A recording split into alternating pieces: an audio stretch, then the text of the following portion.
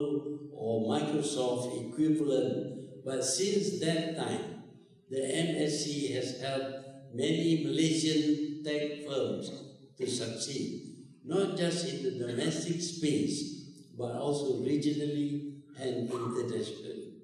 These firms include FusionX, Sedania, iFlink, and Lecopa. I should pronounce it less Q. I don't know where the French come from. Which is the creator of popular cartoon twins, Upin and Ipin. Many Malaysians too are employed by companies like Google, Pixar, and Apple.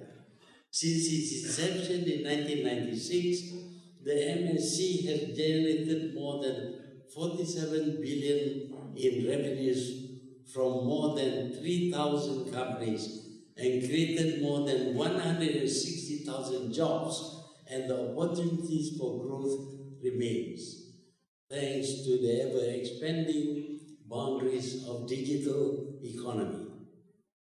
Ladies and gentlemen, when MSc was introduced, less than 3 decades ago, the internet was still nascent. Today, how many of us can imagine living without the internet? If anyone watches or reads science fiction, you know that aerial battle scenes invariably involve laser weapons beams that travel at the speed of light that can be precisely targeted. Just a decade ago, these laser weapons were firmly in the realm of fiction. But today, thanks to advances in developing solid-state lasers run on electricity, companies like Lockheed Martin and Boeing are testing prototypes for use by the US military. I mention these to illustrate that the march of technological progress is not only relentless, but it is also faster than what we can imagine and is disruptive across all sectors. Business leaders need to review their business processes, strategies, and goals against the backdrop of constantly expanding and rapidly evolving digital universe. The fourth industrial revolution melds advances in the digital, physical, and biological spheres and brings with it breakthrough in artificial intelligence, robotics, big data, virtual reality, and software engineering. It may soon even become the norm for humans to be augmented by machine implants to make us smarter and constantly connected.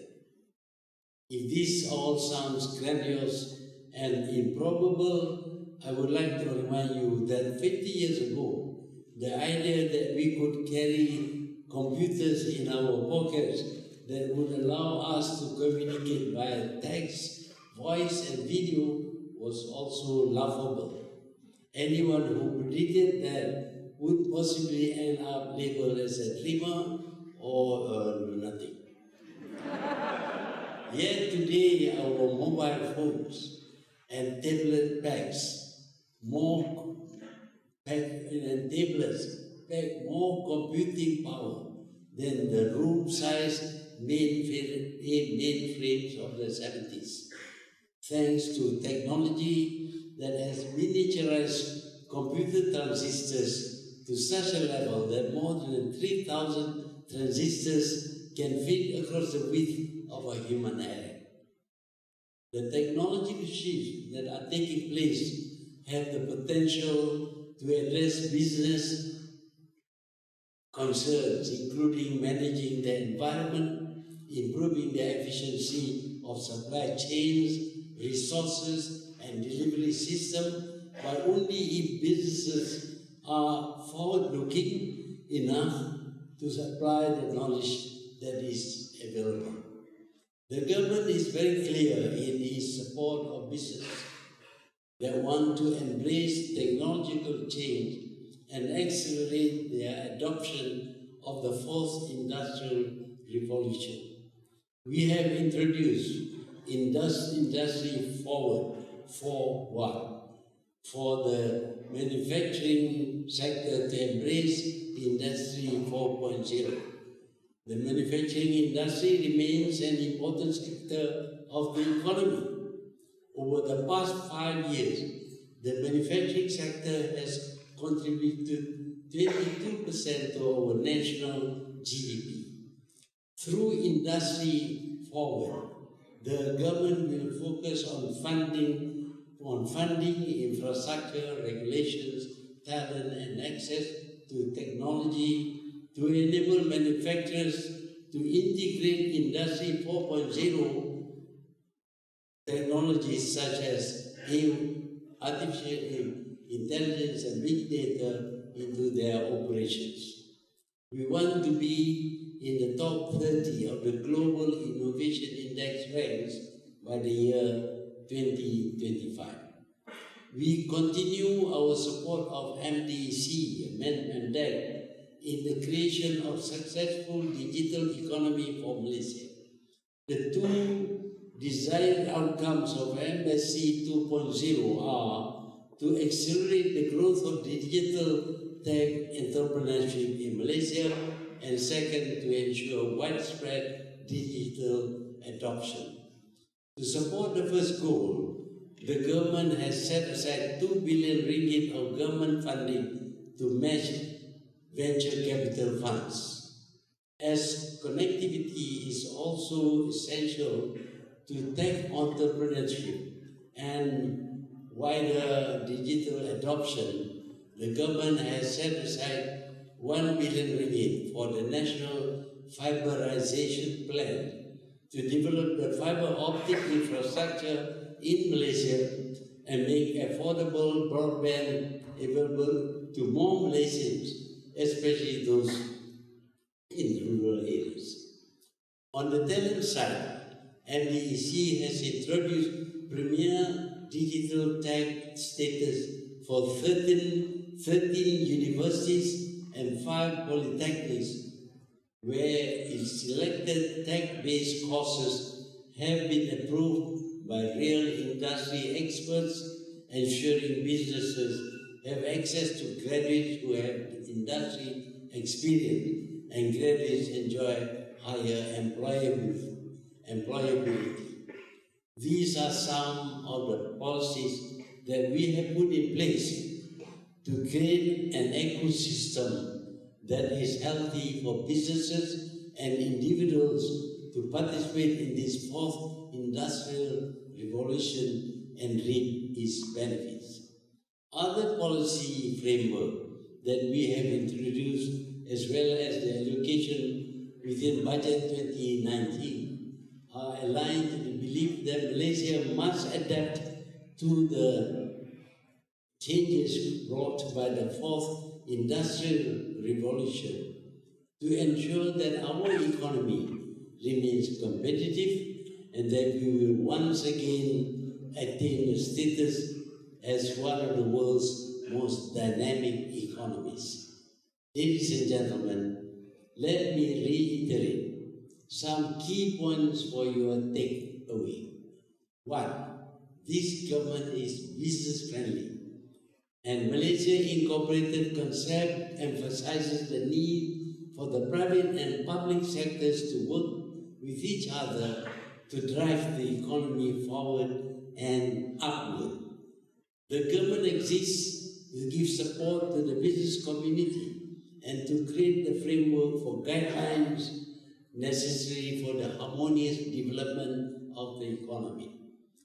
2. Malaysia Inc. does not mean profits gained at the expense of neglected human, environmental, and social factors. In fact, Malaysia has committed to achieve the United Nations Sustainable Development Goals, and within this context, development must go hand in hand with the well-being of people and the environment. 3. There needs to be regular communication between the government and the business sector so that economic policies are formulated with appropriate input from industry, and business is always made aware of social welfare objectives of the government. 4. Technological progress waits for no one, and businesses need to review their strategies, goals, and projections to keep up with the new environment. 5. The government is committed to creating a healthy economic ecosystem for businesses in Malaysia to adapt successfully to the new paradigm of the fourth industrial revolution, and to this end has introduced various policy frameworks, including Industry Forward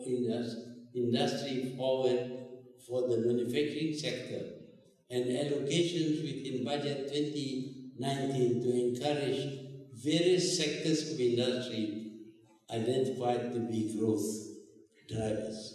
Ladies and gentlemen, in this new and challenging economic landscape, we need to arm ourselves with new knowledge and take the risk to apply technology not just to increase output and productivity, but also to create new products and services, new methods and processes. The fourth industrial revolution calls for a new level of thinking and, in many cases, novel approaches to business. With the reinvigorated ideals and hope that we have for this nation, let us, the public sector and the private sector, work together to ensure that our beloved nation realizes its full potential to become a modern, prosperous, and responsible member of the global community. I thank you.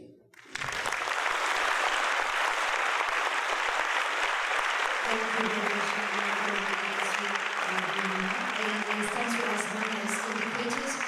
We'd like to keep you on the stage to take a few questions from the floor, and the seat is for you. If you choose to be seated, we'll take your questions. And actually, too, yes, we did not impose any time limits on your closing keynote address, but for the Q&A, we'd like to cap it at 25 minutes max.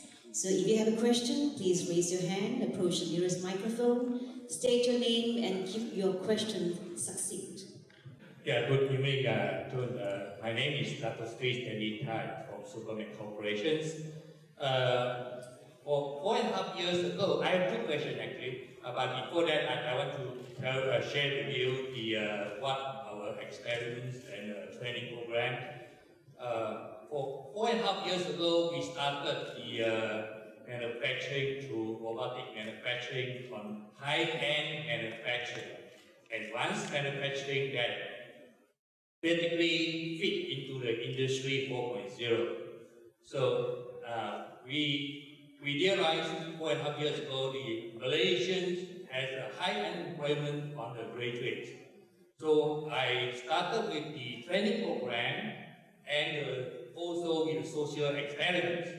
What happened to our graduates that could not find a job? So I started with the investment of 100 million, and today to train all the Malaysian engineers. So I hired the European engineers to train them, and today we have trained around 120 engineers, Malaysian engineers. Out of that, 65 engineers are still remaining. So we are preparing for our next phase of expansions. So we do face challenges. For example, we realized that the people, the engineers that left us, they are mainly educated in local institutions. There's the issue of commitment, the issue of moral, there's the issue of, how we call it, they prefer to lepak than committed to work.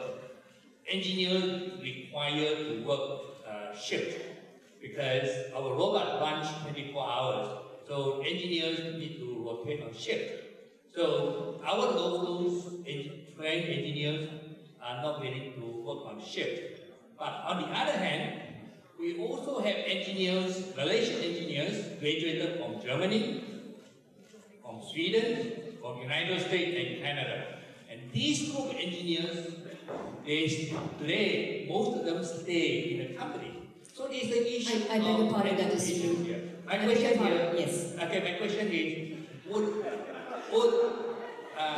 I need to explain so that my questions are more relevant. Now, we are talking of Industry 4.0, but we really need to change our education system here. Something is very wrong, not because we have Malaysian engineers who train in Germany, they stay. They have a well-disciplined in their work. They come on time, they apply leave, and it's nothing to do with our NXCDs or whatever. But we find that our problem is our education system. My question is, would the government continue to invest, sending engineering students to, for example, Germany, United States, Canada, or even to Japan? We find that the last 4.5 years, these engineers trained in these countries are more disciplined. Thank you, sir. Thank you, sir. So the second question is, I would like to see that you like education budget. Suppose we propose that the Malaysian government increase the education budget to look into the technical training. Thank you.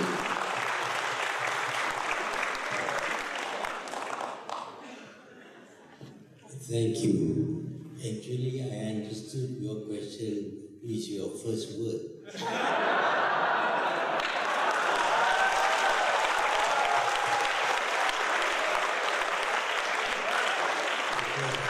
have always been worried about the attitude of our workers, whether they are engineers or CEOs even.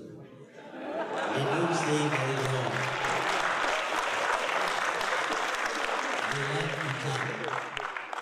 I believe this is a matter of culture. If you go to some countries which are very successful, very advanced, you find that the culture of the people there contributes much towards their achievement. They like to work and they work very hard.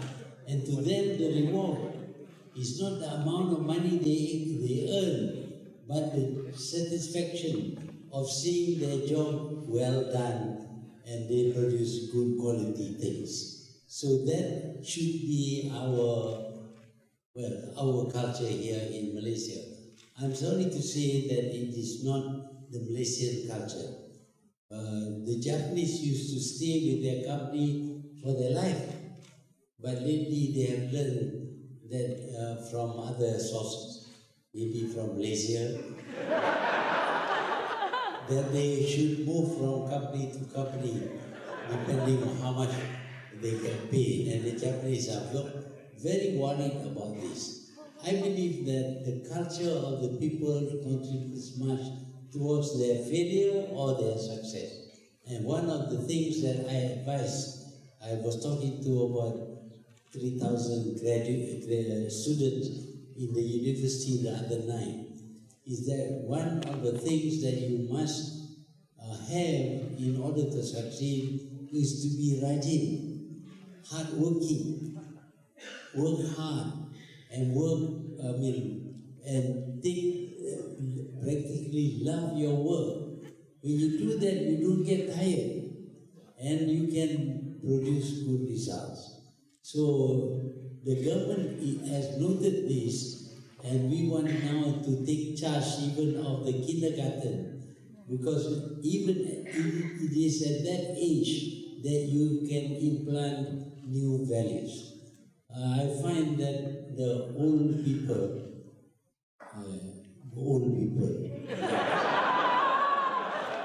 they are quite unable to get out of the habits that they have acquired.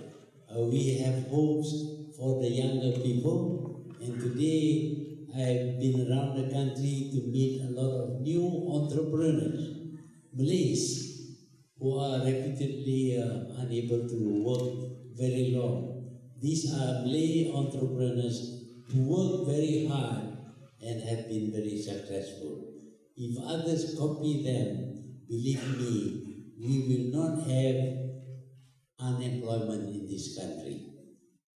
It is a strange phenomenon that while we talk about unemployment, we find that people from other countries want to come here because there are jobs here. It is a contradiction in terms. Unemployment, yet we are able to give jobs to foreigners. That is wrong. I think we should all learn to work. At whatever level we are, we must work and work hard and stay as long as possible with your company and grow with your company. Thank you.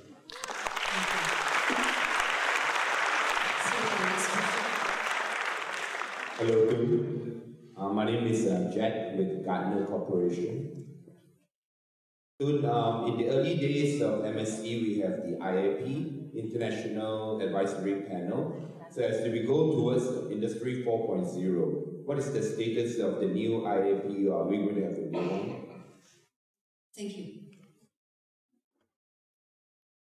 Well, at the time when we introduced the multimedia super corridor, lots of people became interested in this new idea. And at the same time, we find that these new companies that has high tech and all that, people like Microsoft and all that, they too were at the beginning. They were not yet billionaires. But now to call billionaires to come here is very costly. So we cannot find the kind of advisors that we would like to recruit. Of course, the CEP is not quite the same category. Lots of people ask a lot of questions which I cannot answer. But I think we need to invite some people. The business community itself can invite some people to give talks. And the government will listen. We want to learn also. We can send Malaysian, the government representative to such talks so that they open their minds. But at the moment, to recruit a new advisory committee consisting of people at that level of development, I think is quite difficult. But I've talked to Mr. Jack Ma and a few others. Of course, in the past I talked to Bill Gates and all, but now Bill Gates has risen to such a high degree of success that it is not possible to call him here for a discussion with the boards.